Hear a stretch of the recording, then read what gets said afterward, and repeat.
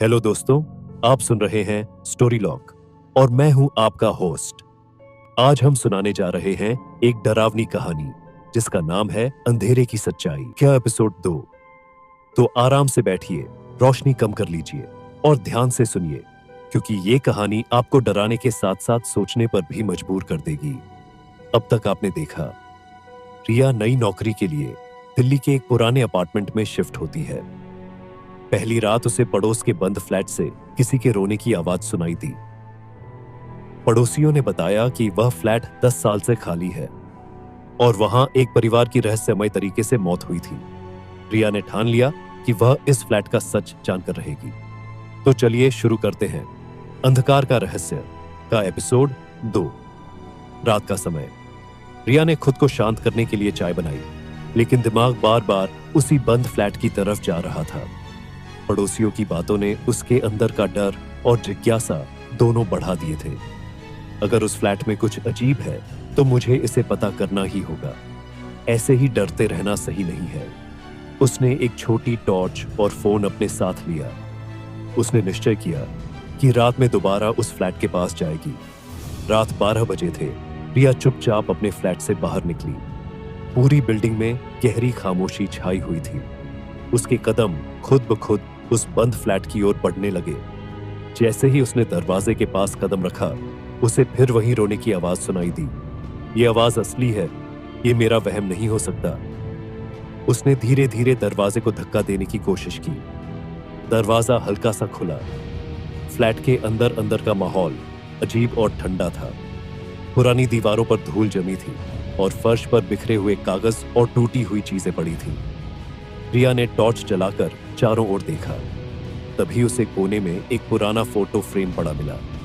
उसमें एक खुशहाल परिवार की तस्वीर थी। रिया, क्या यह वही परिवार है जिसकी मौत हुई थी? तभी पीछे से दरवाजा जोर से बंद हो गया। रिया ने पलटकर देखा तो उसकी सांस रुक गई। दरवाजे के पास धीमी परछाई की हरकत दिखती है। रिया की खोज जारी थी। डर को दरकिनार करते हुए रिया ने फ्लैट में आगे बढ़ने का फैसला किया। उसने हर कमरे की तलाशी ली, लेकिन कुछ खास नहीं मिला। जब वह आखिरी कमरे के पास पहुंची तो दरवाजा अपने आप धीरे धीरे खुल गया। अंदर एक पुराना टेप रिकॉर्डर पड़ा था, जो खुद ब खुद चलने लगा। उसमें से एक महिला की आवाज आई, प्लीज मेरी मदद करो, हमें यहां से बाहर निकालो। रिया ने डरते हुए टेप रिकॉर्डर को उठाया। तभी पीछे से किसी ने उसके कंधे पर हाथ रखा। रिया चौंक कर पीछे पलटती है, लेकिन वहां कोई नहीं होता।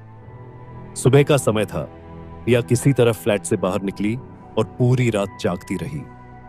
सुबह उसने पड़ोस के एक बुजुर्ग से संपर्क किया, जो इस बिल्डिंग में सबसे पुराने किराएदार थे। बुजुर्ग बोला, तुमने उस फ्लैट में कदम रख दिया।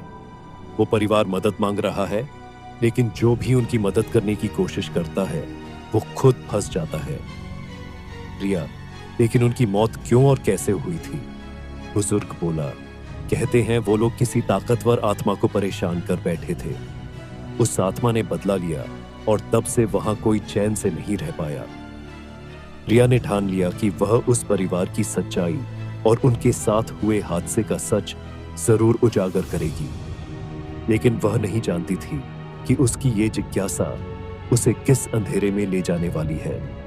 क्या रिया उस आत्मा से सामना कर पाएगी, या फिर धन्यवाद उसी पुकार का शिकार रहे थे स्टोरी लॉग, और मैं जल्द ही वापस आऊंगा एक और डरावनी कहानी के साथ। तब तक अंधेरे में मत जाना, और अगर कोई पुकार सुनाई दे तो उसे नजरअंदाज मत करना।